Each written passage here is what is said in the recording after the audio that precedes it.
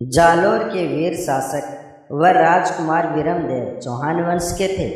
वीरमदेव में युद्ध कला के वो सभी गुण बचपन से ही दिखने लगे थे।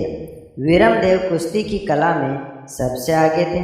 यही कारण है जब खिलजी की सेना सोमनाथ मंदिर को लूटकर वापस लौट रही थी, तब इस दौरान जालोर में वीरमदेव व खिलजी की सेना का आमना सामना हुआ।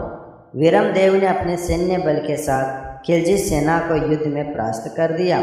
जालोर शासक वीरमदेव से हार के बाद बदले की भावना से अलाउद्दीन खिलजी ने अपने सेनापति को समझौते के लिए जालोर वीरमदेव के दरबार में भेजा।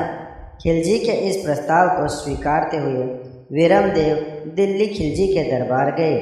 यह पहला मौका था जब वीरमदेव व अलाउद्दीन खिलजी की पुत्री फिरोजा खान ने एक दूसरे को देखा। वीरमदेव की वीरता व उनकी सुंदरता को देख फिरोजा खान वीरमदेव से प्रेम कर बैठी।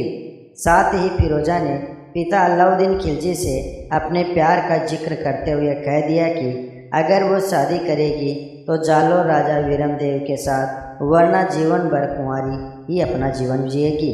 फिरोजा की इस जिद के आगे अलाउद्दीन खिलजी ने अपने दूत को जालोर दरबार में फिरोजा के रिश्ते के लिए भेजा, लेकिन जब वीरमदेव ने खिलजी को यह कहकर वापस भेज दिया कि वो अपने धर्म व कुल के विपरीत जाकर किसी दूसरे धर्म में विवाह नहीं कर सकते, अलाउद्दीन खिलजी ने इस अपमान का बदला लेने के लिए जालोर पर हमला करने के लिए एक बड़ी सेना जालोर की ओर भेज दी।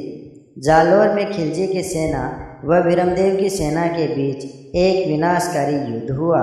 पूरे युद्ध में वीरमदेव वीरता के साथ लड़े और अंतिम सांस तक जालोर किले में प्रवेश नहीं करने दिया, लेकिन अंत में वीरमदेव लड़ते लड़ते वीर गति को प्राप्त हो गए। इस युद्ध के समय वीरमदेव महज 22 साल के थे। युद्ध समाप्ति के बाद खिलजी वीरमदेव का सिर काटकर दिल्ली ले गए और फिरोजा के सामने पेश किया। कहा जाता है कि जब वीरमदेव का सिर फिरोजा के सामने पेश किया गया तब वीरमदेव का सिर घूम गया था। फिरोजा वीरमदेव की मौत की खबर सुन काफ़ी दुखी हुई। उन्होंने बाद में वीरमदेव के सिर का अंतिम संस्कार किया और बाद में नदी में कूदकर अपनी जान दे दी। इस तरह एक सच्चे प्रेम का अंत हुआ।